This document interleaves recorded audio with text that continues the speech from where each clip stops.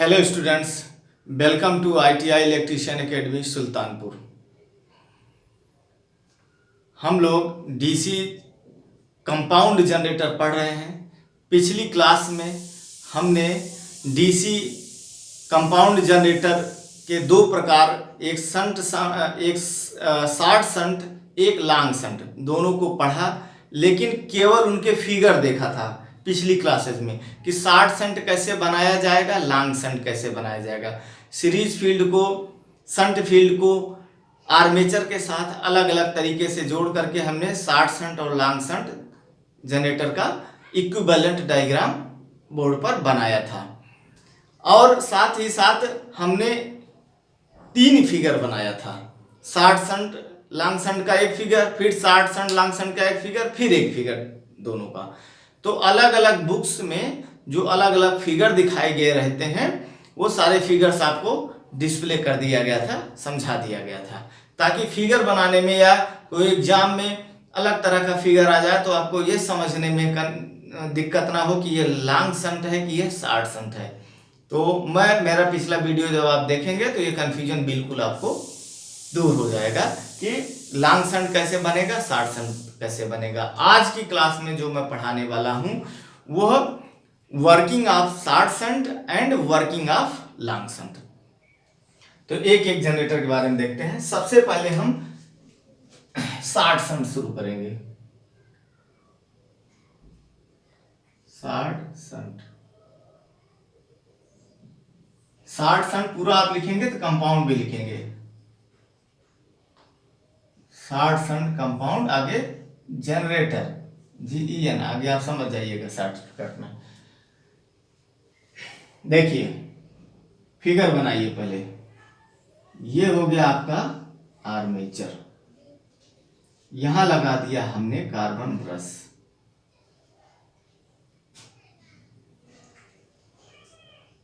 और ये हो गई आपकी सीरीज फील्ड, ये हो गई आपकी शंट फील्ड।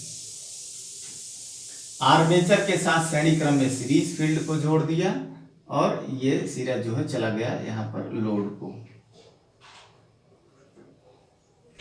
ये मेरा तैयार हो गया सीरीज जनरेटर। ये इतना पार्ट सीरीज जनरेटर हो गया, आर्मेचर हो गया, सीरीज फील्ड हो गई FSE, और ये लोड हो गया। ये अब हम इसमें ये शंट फील्ड को जब जोड़ देंगे तो ये कंपाउंड बन जाएगा। तो शंट फील्ड को केवल आर्मेचर के समानांतर में जोड़ देंगे, केवल आर्मेचर के समानांतर में, तो ये बनेगा शॉर्ट शंट।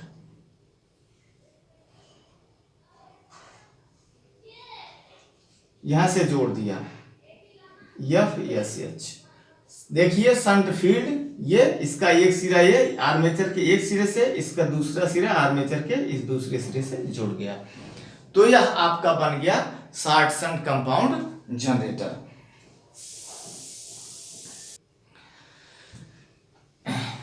अब देखिए इसमें ये हो गया आपका शॉर्ट शंट।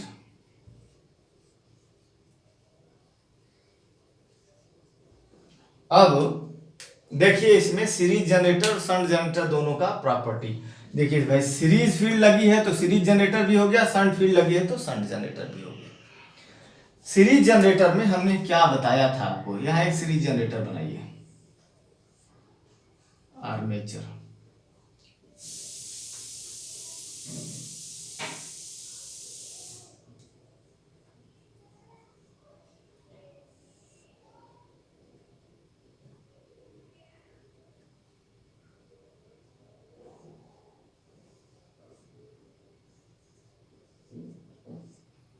ऐसे लोड दे दिया FSE।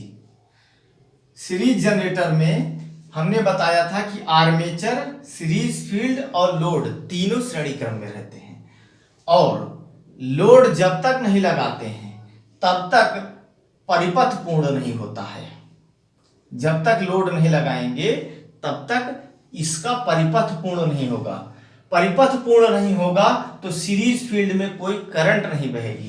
सीरीज फील्ड में कोई करंट नहीं बहेगी तो सीरीज फील्ड में कोई चुंबकीय क्षेत्र उत्पन्न नहीं होगा। फिर क्या होगा, आर्मेचर घूमता रहेगा लेकिन विद्युत वाहक बल उत्पन्न नहीं करेगा।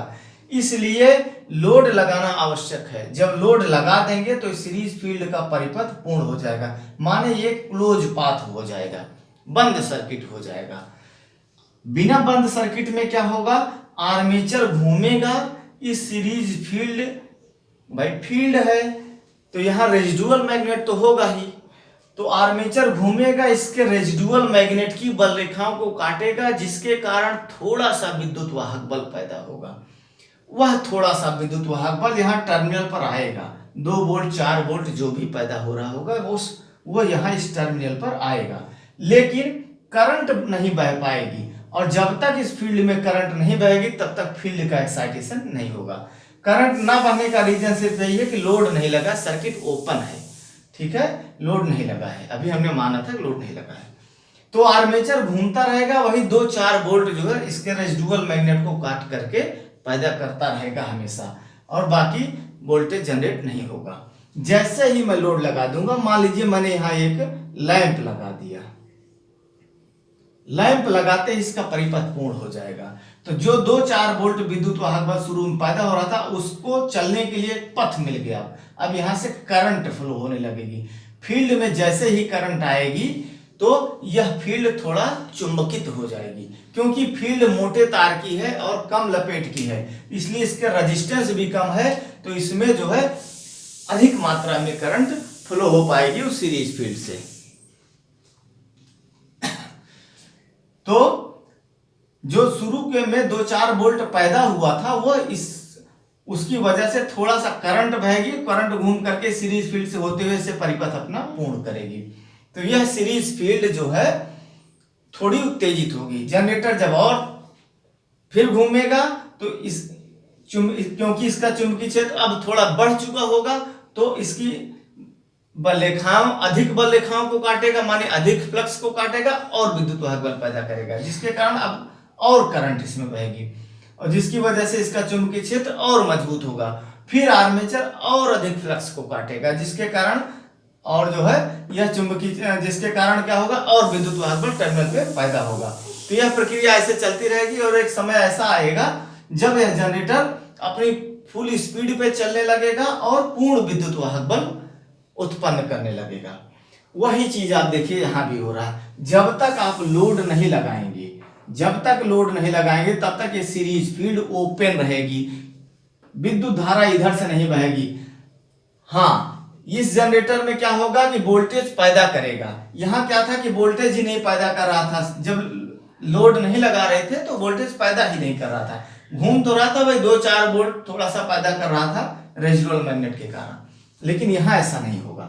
यहां जब आर्मेचर घूमेगा तो रेजिडुअल मैग्नेट को काटेगा, इसके रेजिडुअल मैग्नेट और इसके मैग्नेट को भी, तो जो थोड़ा सा विद्युत वाहक बल पैदा होगा, मान लेते हैं 2-4 वोल्ट पैदा हुआ, तो यहां टर्मिनल पर आएगा 2-4 वोल्ट। उसकी वजह से उसको चलने के लिए अभी हमने माना इधर लोड नहीं लगाए, हम मान लेते हैं ओपन है ये वाला, तो क्या होगा, ये जो है जो 2-4 वोल्ट विद्युत वाहक बल पैदा होगा वो 2-4 वोल्ट घूम करके इधर से ऐसे चलेगा, एक पथ मिल जाएगा उसको चलने के लिए, माने कि करंट को बहना शुरू हो जाएगी। जब करंट बहना शुरू हो जाएगी तब क्या होगा, हमारी शंट फील्ड जो है,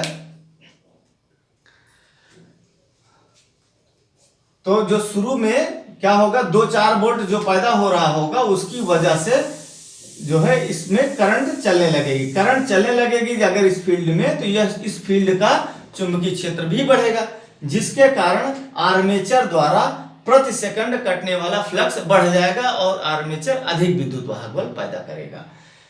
फिर वह अधिक विद्युत वाहक बल के कारण इस फील्ड में और अधिक करंट बहेगी, जिसके कारण इस फील्ड का चुंबकीय क्षेत्र और बढ़ जाएगा। अब आर्मेचर द्वारा प्रति सेकंड कटने वाला फ्लक्स और बढ़ जाएगा, जिसके कारण आर्मेचर के टर्मिनल पर फिर अब की बार और अधिक वोल्टेज प्राप्त होगी।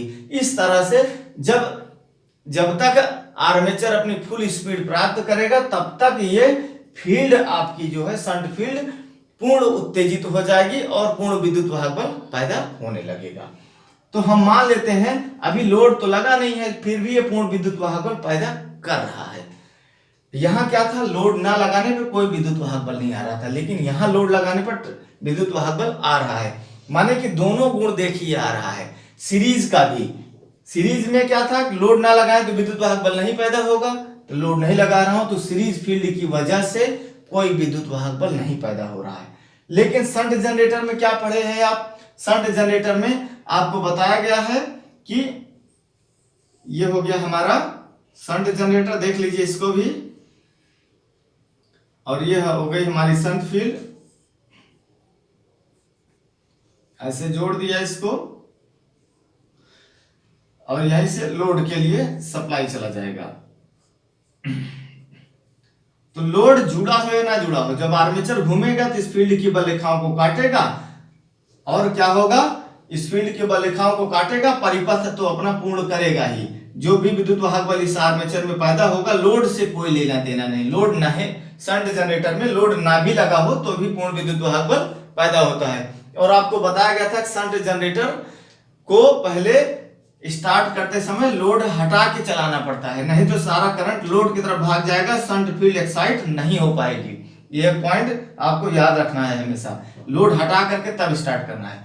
तो यहाँ पर आप देखिए, यहाँ पर दोनों विशेषता आपको मिल रही है, सीरीज जनरेटर की भी विशेषता मिल रही है। जब हम लोड नहीं लगाए हैं तो सीरीज वाइंडिंग ओपन है, इसकी वजह से कोई विद्युत वाहक बल पैदा नहीं हो रहा है।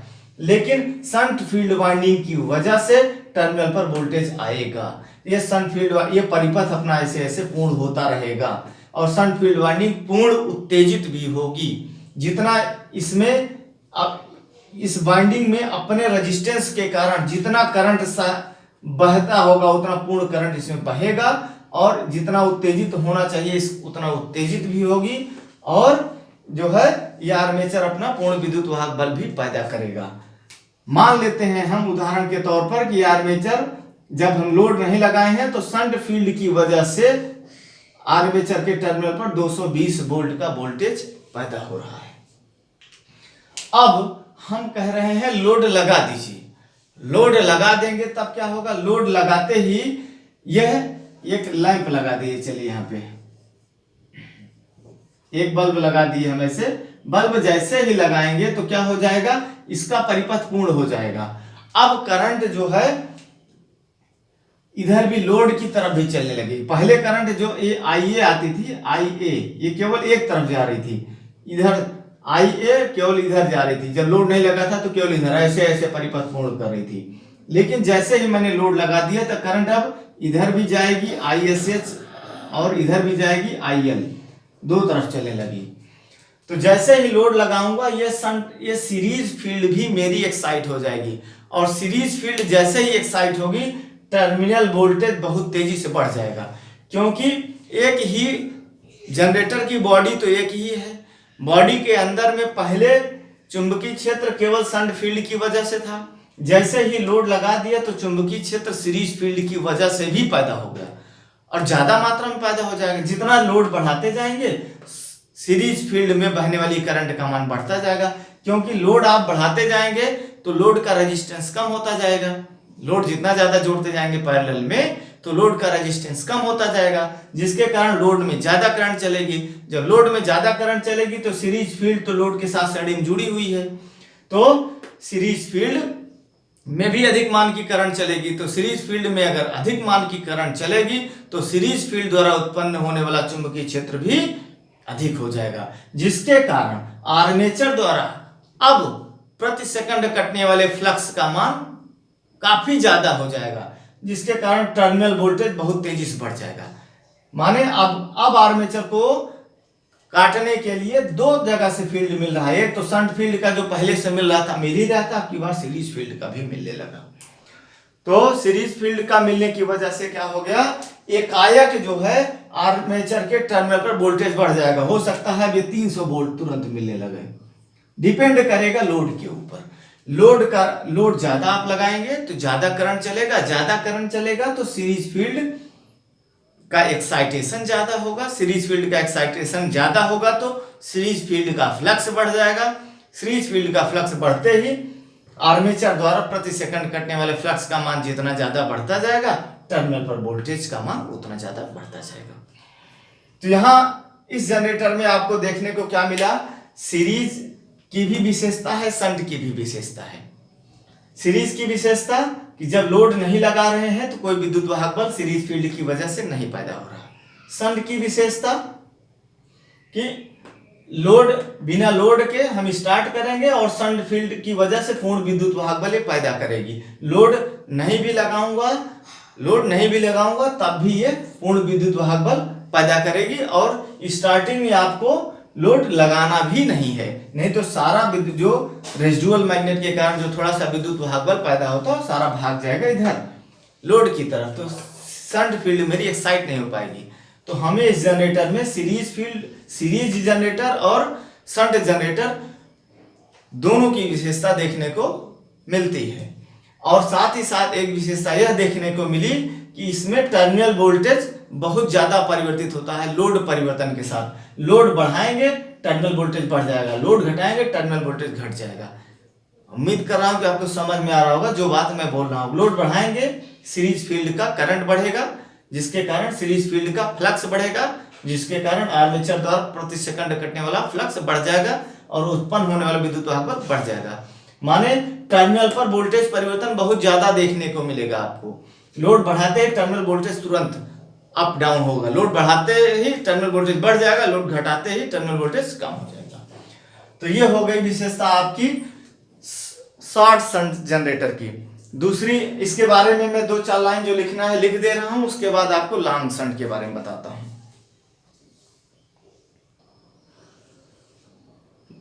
तो देखिए स्टूडेंट्स, हमने जो है शॉर्ट शंट कंपाउंड जनरेटर के बारे में एक छोटा सा नोट आपके सामने डिस्प्ले कर दिया है। आप इसको स्क्रीनशॉट ले लीजिए, फिर मैं आगे बढ़ता हूँ। शॉर्ट शंट कंपाउंड का फिगर तो पीछे समझा ही चुका हूँ, इसलिए यहाँ फिगर नहीं बताया हूँ, केवल इसके बारे में छोटा सा टिप्पणी लिख दिया हूँ। चलिए स्क्रीनशॉट लीजिए जल्दी से, फिर आगे हम बढ़ते हैं। कंपाउंड लॉन्ग शंट पे चलते हैं फिर।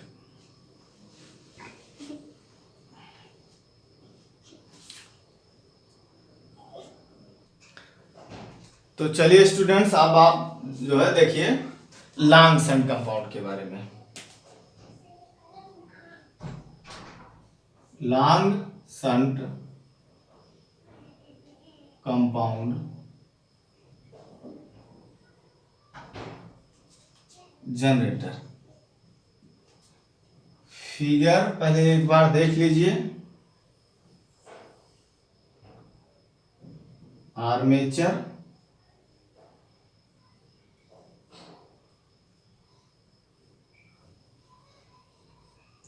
सीरीज फील्ड ये लग गई आर्मेचर के साथ, यहीं से लोड दे दीजिए।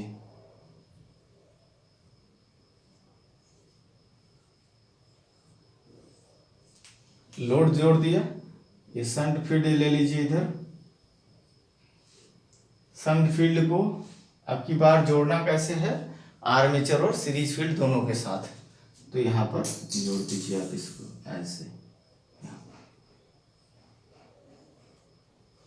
आर्मेचर और सीरीज फील्ड दोनों के पैरेलल में हमारी ये शंट फील्ड वाइंडिंग जुड़ गई है। अगर इसी तार को उठा के मैं यहाँ जोड़ दूं, यहाँ सीरीज फील्ड के पहले यहाँ, तो ये हो जाएगा हमारा शॉर्ट शंट। ठीक है, शॉर्ट शंट बन जाएगा। ये हटा दीजिए यहाँ से, ये आप जो है ये हो गया हमारा लॉन्ग शंट। चलिए F S H, F S C, F S H, F S C सब लिखती है। समझिए इसको,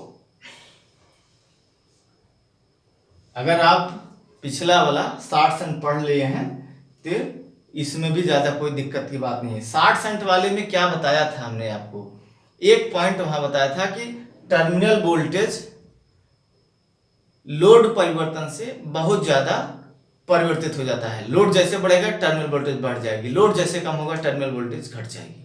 यही बताया था मैं आपको शॉर्ट शंट में। ठीक है, तो यहां पर मैं आपको यह बता रहा हूं लॉन्ग शंट में कि लोड परिवर्तन से टर्मिनल वोल्टेज ज्यादा प्रभावित नहीं होती है। क्यों नहीं होती है उसी को यहां समझना है। लोड परिवर्तन से टर्मिनल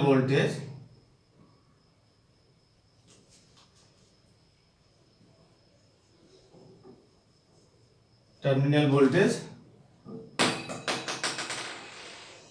ज्यादा प्रभावित नहीं होती।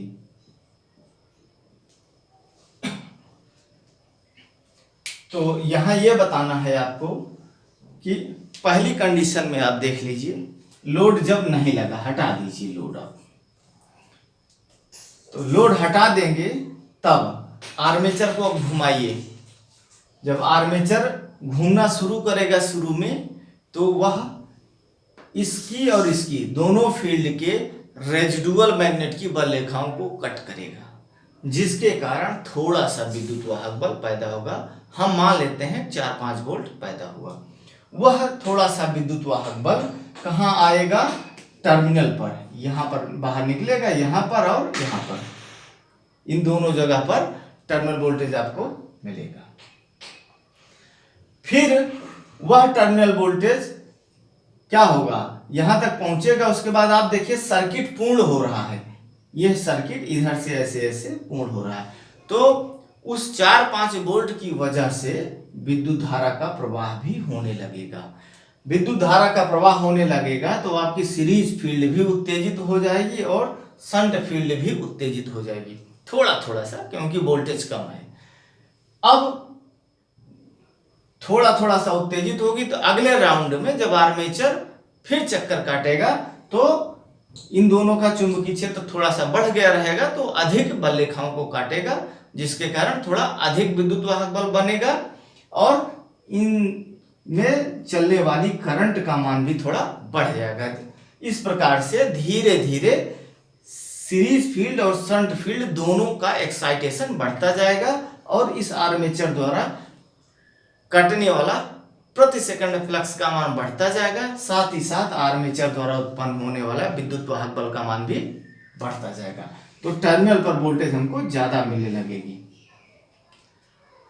अब मैं यहां यह बताना चाह रहा हूं, लोड नहीं लगाया हूं तब भी सीरीज फील्ड एक्साइट हो रही है। यही जब 60 शंट में हम पढ़ रहे थे, तो लोड जब नहीं लगाए थे तो सीरीज फील्ड एक्साइट नहीं हो रही थी। लोड के साथ ही लोड लगाते थे तो सीरीज फील्ड एक्साइट होती थी, नहीं तो नहीं। लेकिन यहां पर ऐसा नहीं है। लॉन्ग शंट में लोड नहीं लगाया हूं तब भी सीरीज फील्ड और शंट फील्ड दोनों एक्साइट है। तो इस कंडीशन में मान लेते हैं कि हम 220 वोल्ट ये पैदा कर रहा होगा आर्मेचर, दोनों फील्ड एक्साइट है। अब लोड लगा देते हैं तब क्या होगा, देखिए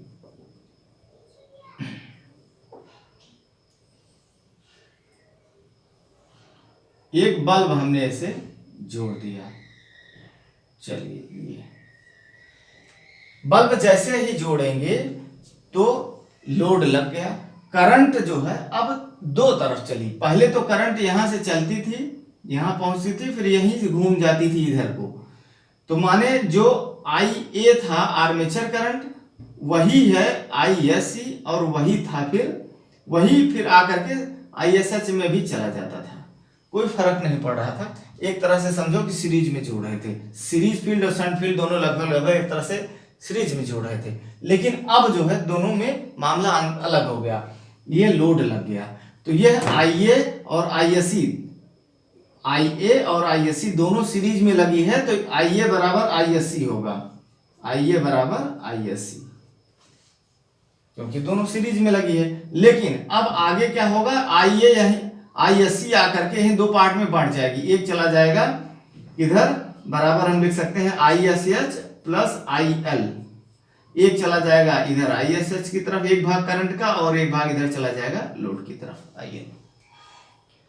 अब लोड की वजह से क्या होगा भाई, लोड ज्यादा लगाएंगे आप तो करंट ज्यादा चलेगा। लोड का लोड किस पे पड़ेगा भाई, लोड आप बढ़ाते जाओगे तो उस लोड का लोड किस पे पड़ेगा, आर्मेचर के ऊपर पड़ेगा। इसीलिए आर्मेचर हमेशा ज्यादा मोटे तार का बनाया जाता है, ताकि वह सबकी करंट को सह सके। भाई सारा करंट चाहे शंट फील्ड का हो, चाहे सीरीज फील्ड का हो, चाहे लोड का हो, सारे करंट को झेलना पड़ता है आर्मेचर को ही। इसलिए आर्मेचर हमेशा अधिक मोटे तार का बनाया जाता है, इसलिए आर्मेचर का रेजिस्टेंस हमेशा बहुत कम आता है।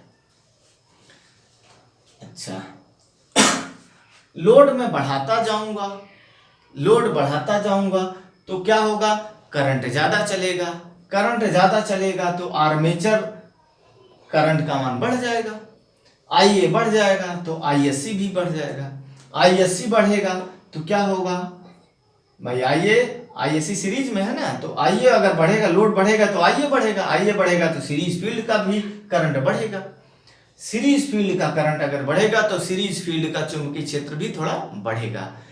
ऐसा नहीं है कि सीरीज फील्ड पहले से एक्साइट नहीं थी, सीरीज फील्ड पहले से ही एक्साइट थी, परिपथ पूर्ण हुआ था पहले भी, लेकिन अभी लोड लगाने के बाद क्या होगा कि लोड करंट की वजह से सीरीज फील्ड का एक्साइटेशन थोड़ा सा ज्यादा होगा, जिसके कारण आर्मेचर द्वारा कटने वाला प्रति सेकंड फ्लक्स थोड़ा सा, आर्मेचर द्वारा कटने वाला प्रति सेकंड फ्लक्स थोड़ा सा ज्यादा हो जाएगा, जिसके कारण आर्मेचर द्वारा उत्पन्न होने वाला विद्युत वाहक बल थोड़ा सा बढ़ जाएगा। तो लोड लगाने से टर्मिनल वोल्टेज परिवर्तित होगी, लेकिन थोड़ा परिवर्तन होगा, उसको हम मानेंगे लगभग लगभग अपरिवर्तित है, ऐसा बोलेंगे कि लगभग लगभग टर्मिनल वोल्टेज अपरिवर्तित रहेगी लोड परिवर्तन से, या ऐसा बोल सकते हैं कि लोड परिवर्तन से टर्मिनल वोल्टेज पर परिवर्तन थोड़ा सा होता है, ऐसा बोल सकते हैं। और वही वहां पर था 60 शंट में, तो लोड लगाते ही सीरीज फील्ड तुरंत एक्साइट हो जाती थी और उत्पन्न होने वाला विद्युत वाहक बल तुरंत ही बढ़ जाता था, तो टर्मिनल वोल्टेज डिफर कर जाता था, काफी ज्यादा वेरिएशन हो जाता था। लेकिन यहाँ पर सीरीज फील्ड शंट फील्ड पहले से ही एक्साइटेड, लोड चाहे लगा हो चाहे ना लगा हो, जनरेटर एक विद्युत वाहक बल, फिक्स विद्युत वाहक बल पैदा कर रहा है, लोड लगाने के बाद यही होगा कि आर्मेचर करंट बढ़ जाएगा, जिसके कारण सीरीज फील्ड करंट बढ़ जाएगा, सीरीज फील्ड करंट बढ़ते ही सीरीज फील्ड का एक्साइटेशन थोड़ा सा बढ़ जाएगा, जिसकी वजह से जो है प्रति सेकंड कटने वाला चुंबकीय फ्लक्स थोड़ा बढ़ेगा, तो टर्मिनल वोल्टेज थोड़ा सा इंक्रीज हो जाएगा। तो ये है पूरी कहानी इसकी, और इसको भी मैं थोड़ा सा लिख दे रहा हूँ 2 लाइन लॉन्ग शंट के बारे में, आप उसको नोट कर लेंगे। तो देखिए स्टूडेंट्स, हमने जो है लॉन्ग शंट के बारे में छोटी सी टिप्पणी डिस्प्ले कर दी है, इसको आप देख लीजिएगा, नोट कर लीजिए। ज्यादा कुछ लिखाना नहीं था, केवल समझाना था, समझाने में अधिक समय लगा। लॉन्ग शंट और शॉर्ट शंट दोनों को हमने समझा दिया, समझाने में थोड़ा अधिक समय लगा, लेकिन उम्मीद कर रहा हूं कि आपको वीडियो समझ में आया होगा। कोई दिक्कत परेशानी होगी तो आप कमेंट बॉक्स में लिखिएगा या फिर व्हाट्सएप पे फोटो मैसेज जो भी भेजना हो भेजिएगा। तो इसके बाद अगली क्लास में आपको बताएंगे क्यूमुलेटिव कंपाउंड जनरेटर और differential compound generator. Cumulative compound generator, differential compound generator क्या होते हैं, कहाँ उनका उपयोग किया जाता है, और जैसे उसमें पूछा जाता है, बहुत बार पूछा गया डिफरेंशियल कंपाउंड जनरेटर, नहीं क्वेश्चन ऐसे पूछा जाता है आर्क वेल्डिंग में कौन से प्रकार का जनरेटर उपयोग किया जाता है, अक्सर पूछा गया है बहुत बार। तो आप बताएंगे differential compound generator arc welding के लिए उपयोग किया जाता है। क्यों किया जाता है differential compound generator arc welding के लिए, वो सब बातें हम आपको अगले क्लास में बताएंगे।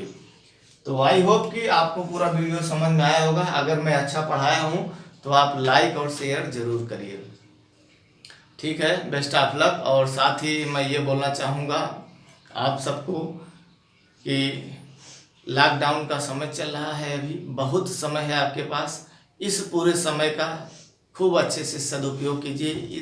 इतना अच्छा समय तैयारी के लिए नहीं मिलेगा, और तैयारी करके पूरा एकदम आप रेडी रहिए, जैसे ही कोई एग्ज़ाम हो तुरंत पहले ही फाइट में आप सिलेक्ट हो जाएं। तो यही मेरा आप लोगों को आशीर्वाद रहेगा कि आप लोग सिलेक्ट हों और हमारा भी नाम रोशन करें, और अपना और अपने परिवार का भी नाम रोशन करें, और अपनी जिम्मेदारियों को अच्छे से निभाना सीखें, ठीक है। Best of luck. लाइक जरूर करना।